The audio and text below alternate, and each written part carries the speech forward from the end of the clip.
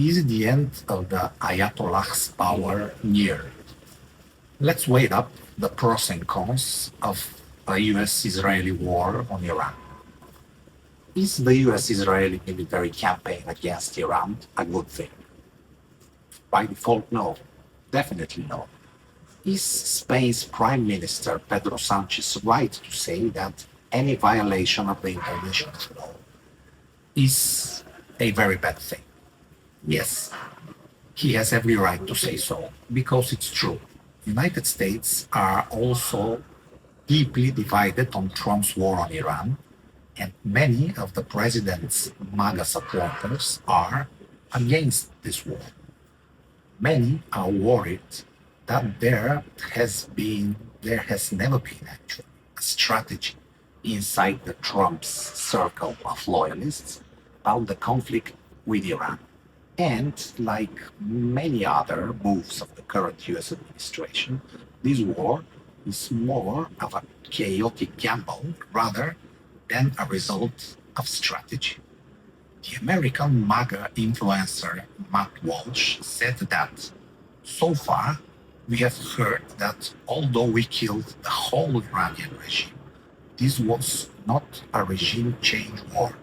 And although we obliterated their nuclear program, we had to do this because of their nuclear program. And although Iran was not planning any attacks on the US, they also might have been. But Trump's own MAGA critics are right to a certain extent. There is one thing that they miss, and it is that currently the whole Middle East is against Iran. Saudi Arabia and virtually all other Middle Eastern countries have turned against Iran and support the attacks against Ayatollahs to a high extent. Tehran's regime has been heavily isolated, with its support limited to such a few criminal warmongering regimes like the one in Kremlin. Russia ridiculously condemned the US-Israeli strikes on Iran, calling them a reckless move. The Russian position by itself categorically justifies attack against the Iranian regime. If Russia's 5-year war against Ukraine, which has resulted in more than 1 million people killed or heavily injured in battles, and deaths of 10,000s of civilians and kidnappings of thousands of children, if this war is a special military operation, then the precise attacks on Tehran's regime and its infrastructure, they're just justified. I hope they succeed in eliminating Iran's ability to produce drones. Those are the same drones that Russia used to kill people in Europe for 5 years in a row. And the Spanish Prime Minister Pedro Sanchez, who is without a doubt an intelligent political leader, should acknowledge this. His position, no to wars, yes to the international law, is admirable. But international relations have never been a happy playground of golden butterflies flying careless, free, and it never smelled of roses. The repressive theocratic regime in Iran may soon fall. However, if the US and Israel do not do the job, do not finish the job, the regime may survive. And the theocratic republic will stay in some form.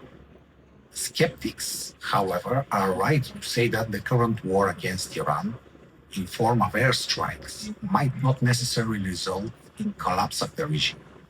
It is theoretically possible that the regime would persist and simply continue replacing one killed leader with another. We have seen this happening with the terrorist organizations like Hamas and Hezbollah. The difference between a terrorist organization and terrorist regime is just a matter of scale. Unlike Hezbollah, for example, Ayatollahs simply managed to overtake the entire country of Iran. In order to remove them from power, there might come to a civil war. Such a civil war would die not thousands, not 10,000s, 100,000s of people would die, and this is very bad. And many more millions will be displaced. So, Trump administration should at should account for the fact that it may have opened the door for the next major world humanitarian crisis. It is also important to underline that United States and Israel have different objectives when it comes to the outcome of the strikes against Iran. According to the Israeli security experts quoted by Financial Times, Washington is more concerned about Iran's nation building and threats to America's regional partners. On the other side, Israel will not be unhappy with Iran falling into civil war and going through an Iraqi or Syrian scenario. Israel cares only about dismantling Iran's nuclear and military capabilities and is unconcerned about any future state of Iranian internal affairs. FT also quotes senior Israeli official who says, "We don't mind Iran falling in disarray." So, considering the differences between American and Israeli objectives, is a US-Israeli military campaign against Iran a good idea? As long as it liquidates the nuclear threat, topples the theocratic regime, yes.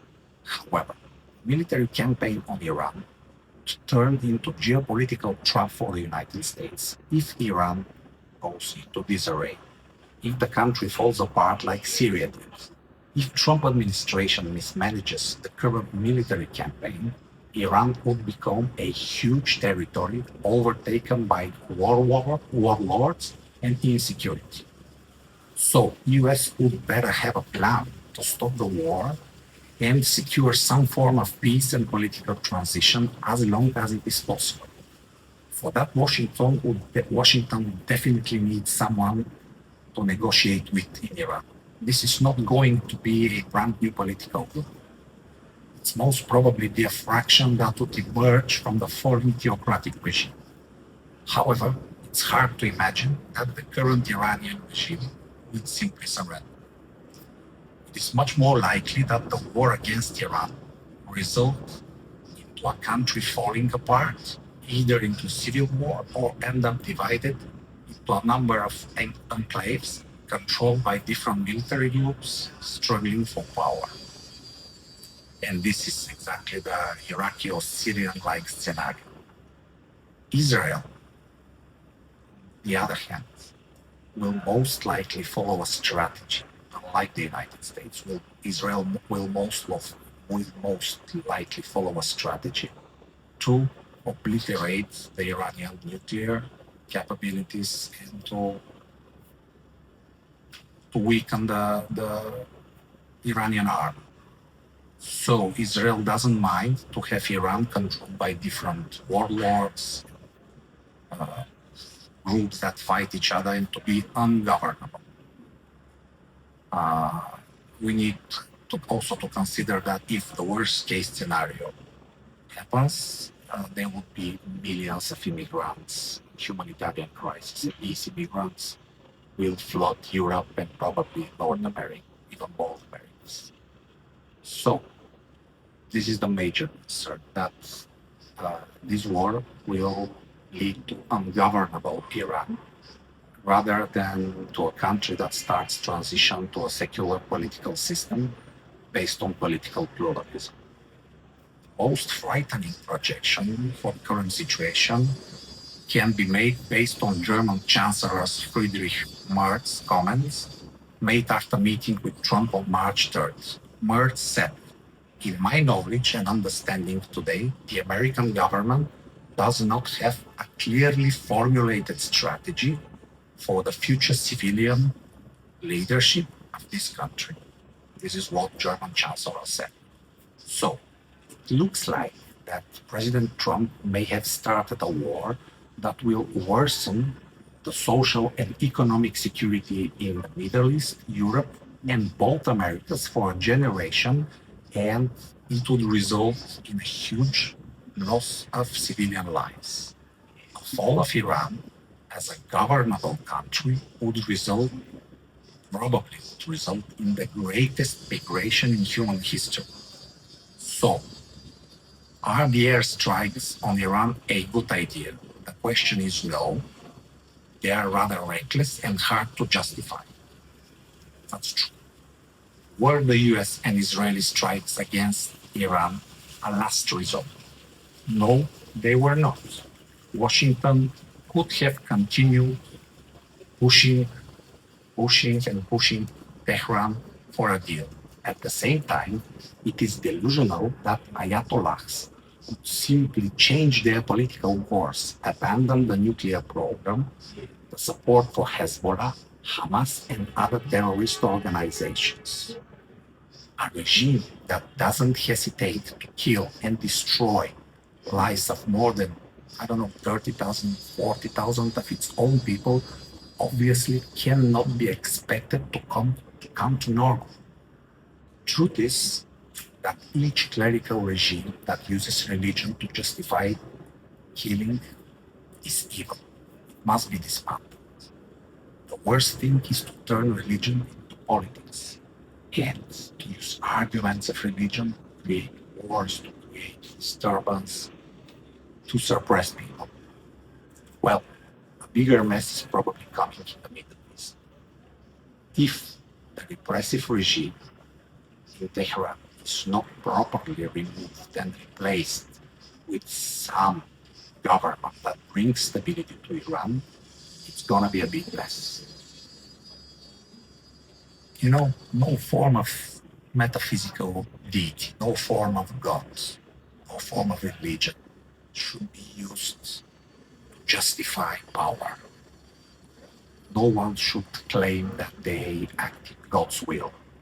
Half a century ago, the Iranians allowed the so-called Islamic Revolution change the course of the country.